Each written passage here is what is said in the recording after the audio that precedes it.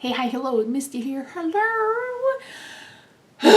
Okay, so I'm here with an update, and I wish it was a more positive one. Well, there is some positive too. There's some positive things happening in this video, but there's also some things that have not been great. We're going to talk about all of those.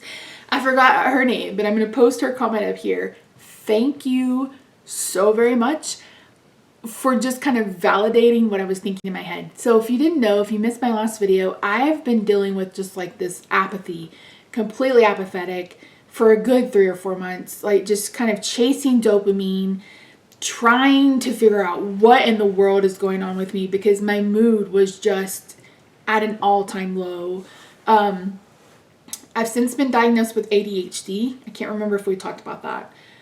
Not going to do a stimulant yet. I know someone left a comment like, girl, just do the stimulant. I'm going to wait a minute. I'm on so many other meds. I'm going to wait a minute. But I'm also on Mounjaro. And unfortunately, that has caused the issues with my mood because it messes with your dopamine and serotonin, either receptors, pathways, something. So it's an unfortunate side effect of being on a GLP-1. I'm going to get into the endo visit. I talked about that in my last video. I'll share some more thoughts about that. But so I turned 48 on April 29th.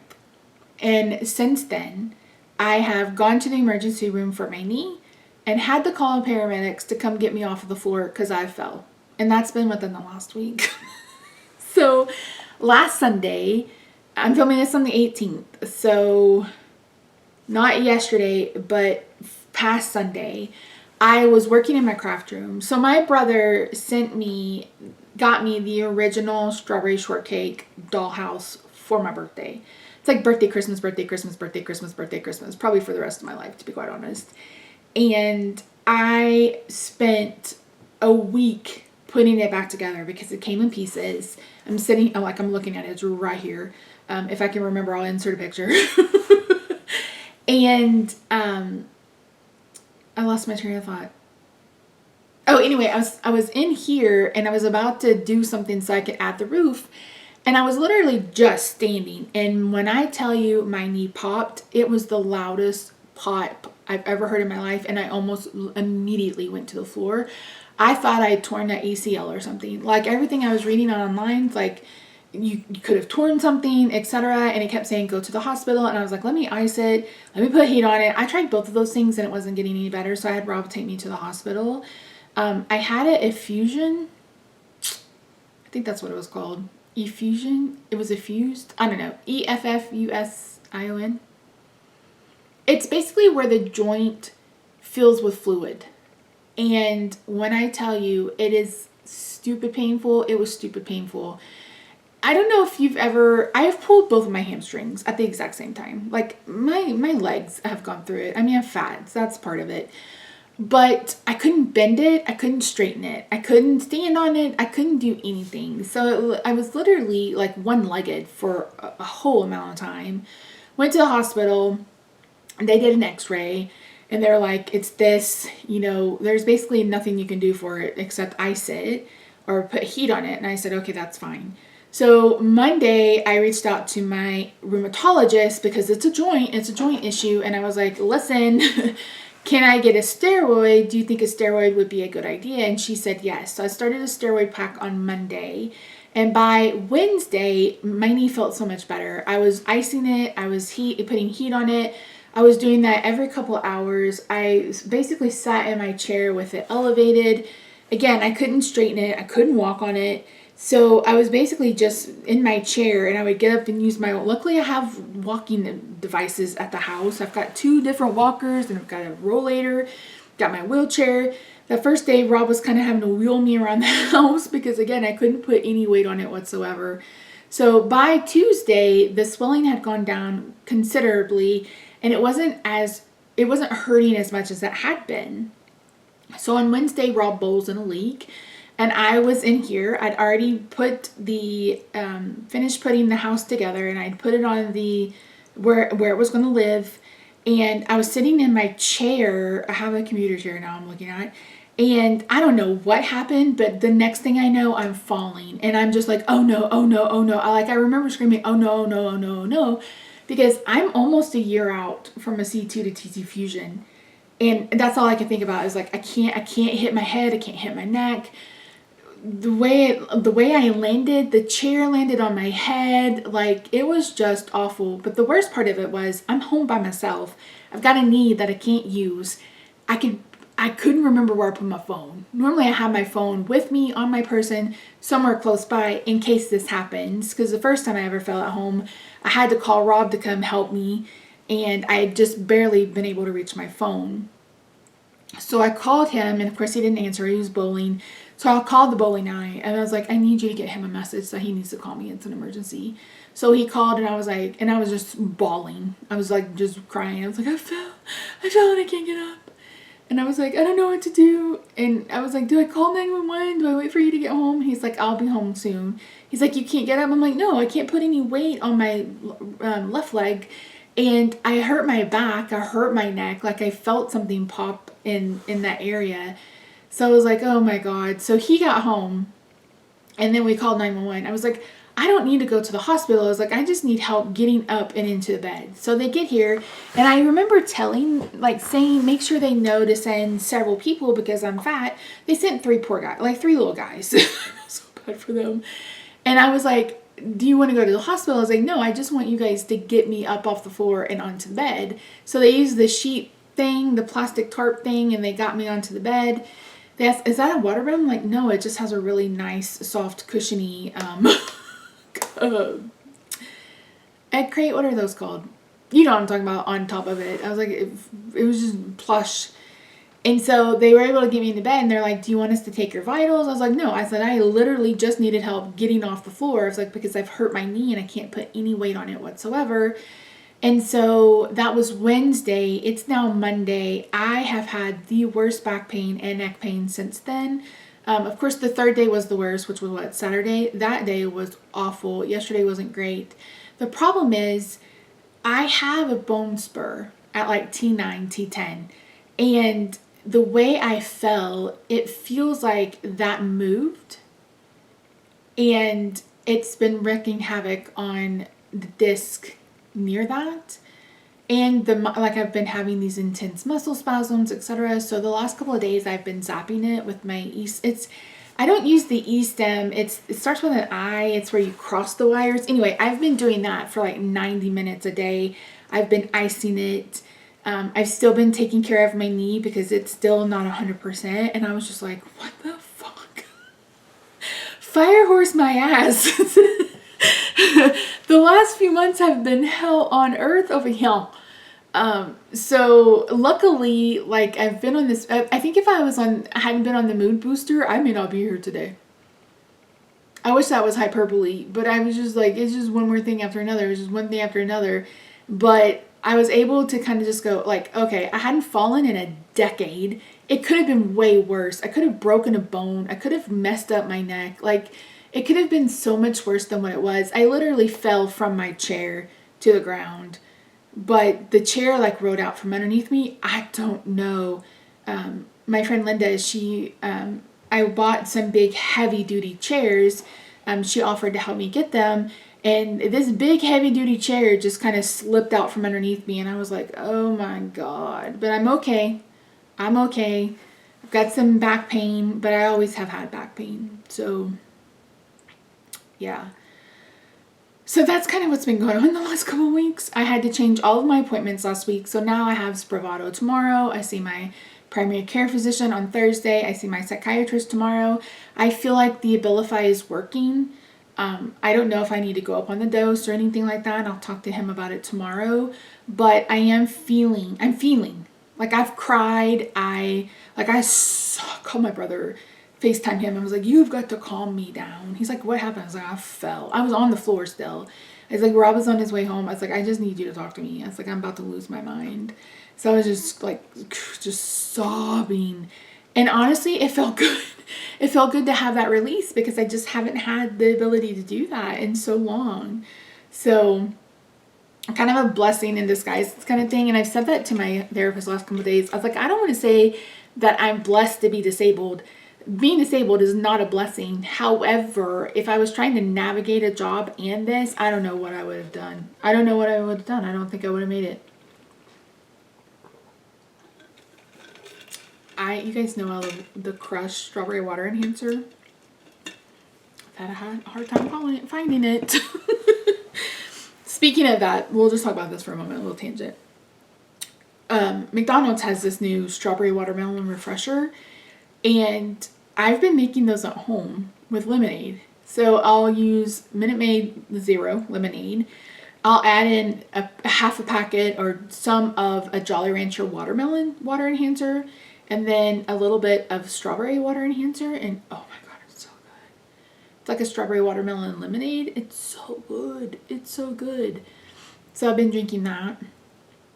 I am down some weight. The steroid has helped with the swelling all over me. Like my feet have been swollen for weeks. And so I'm finally back to kind of normal for me. And so that feels good. But it's like the last couple of weeks have just been one hit after another. So it's been kind of rough. But at least I can feel, you know what I mean? So in my last episode, I talked about, in my last video, I talked about how awful that endocrinologist appointment went. And I see my primary care physician on Thursday. Initially, it was just to discuss him, the endocrinologist, and what he thinks I should do and what he would put me on if he was prescribing. But now I have to talk to him about the knee because I went to the hospital, which is fine. Again, I'm just like, I was terrified I'd torn something because I was like, I can't with the surgery. I just can't. I'm still having my hand surgery. I was supposed to have that appointment this past week. I'm having that next week. And I was like, I want to do it telehealth if you think I'm going to lose out on the days that I want the surgery. And they're like, we think it'll be fine. And I was like, okay, fine, I'll come in. So I was like, even if I just get a date and then come in and visit afterward, I was like, I'm fine with that because you have to see them 30 days, I think, at least 30 days before you have surgery. I don't remember what they said. But anyway, I was like, I just want to make sure I can get my dates. And then this upcoming weekend is Memorial Day weekend here in the U.S. The last 2 Memorial Day weekends, I have been in the hospital. And I told Rob, it's like fingers crossed, toes crossed, saying all the prayers, sending out all the good energy that I don't spend 2026 Memorial Day weekend in the hospital. In 2024, I had double pneumonia and RSV. Last year, I had this C2 to T2 fusion. And so it's just like, please, Lord, baby Jesus, please, Lord, baby Jesus, don't let me get sick. Don't let there be any issue where I have to spend time in the hospital. So that's kind of been my, I guess, fear. Anxiety, like I'm just worried about that. And so I've been trying to take it as easy as possible. Today's the first day I've put on makeup or sat down and filmed any kind of video, and I needed to do it for another video. So that's what we're doing today. Speaking of, so I am a presenter for Scrapbooking Fun. It's a summit. If you're someone who's into paper crafting, maybe you want to be a scrapbooker, maybe like mini albums, etc. I'm doing pattern paper, but I'll have a link for that down below. I'll link you to my Jolly Fed Off channel, which has the original video.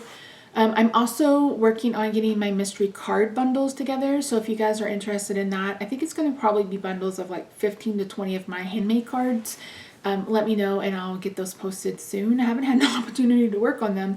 Got the table set up to do it. But yeah, but most of my focus now has been on this house. I'll insert the footage of, because it dawned on me on Sunday. It's like, oh, this is what the paramedics saw when they came in to get me. This 48-year-old fat girl on the floor surrounded by all this strawberry shortcake shit. It's literally the only thing that has kept me going, to be quite honest. Putting the house together was a challenge, but I was able to find the original instructions online. Not the best copy of the original instructions, but as close as I could get. And I was able to put it together piece by piece and get it in place. And I just...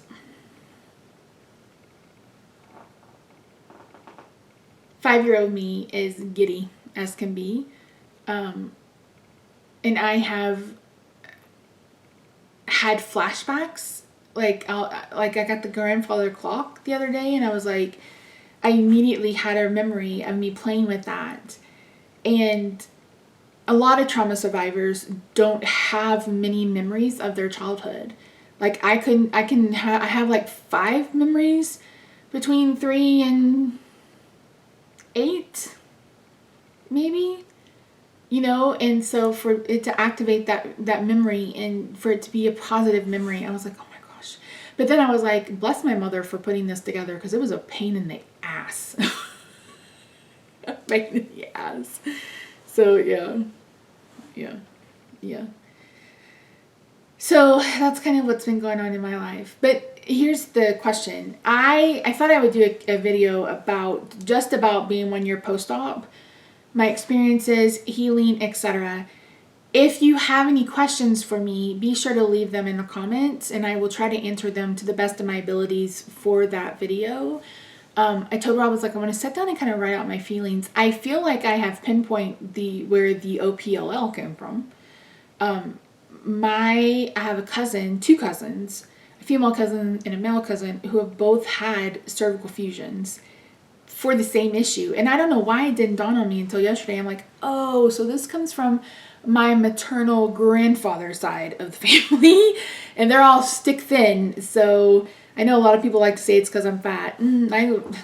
I've always said that if this was my causation, then I would probably be able to handle it better than just being genetic and with the luck of the draw. But yeah, here's a hair check. I feel like it's growing in. Like, it's curly or wavy, I guess you can say. I just put some mousse in it and just let it air dry. That's kind of what my hair process has been lately. It is coming in a little bit thicker. I started Visical. I don't know if you guys have ever heard of it. They're very expensive, but I find that they work better than just plain biotin. And they're cheaper than Nutrium? I don't know. Anyway, I've been using that and the Bondi Boost hair growth system, and I feel like it's been working. So TLDR, fell. Knee hurt, popped my knee, went to the emergency room. 3 days later, fell, had to call the paramedics. And now here I am on the next Monday and just pondering life, and can't believe that I'm almost a year out from this surgery that is basically haunted. And I started having like this really intense muscle spasm last night, to the point where I got up and I was like basically crying because it just hurt so badly. And I told her, I was like, I have not had a muscle spasm like that since like being home. Like, the last one I had that was that intense was the night I asked to die in the hospital. It's been random. I've had a lot of nerve pain, just like zip, zip, zip, zip, zip, zip. So the nerves are regenerating. It's taken almost an entire year for that to happen.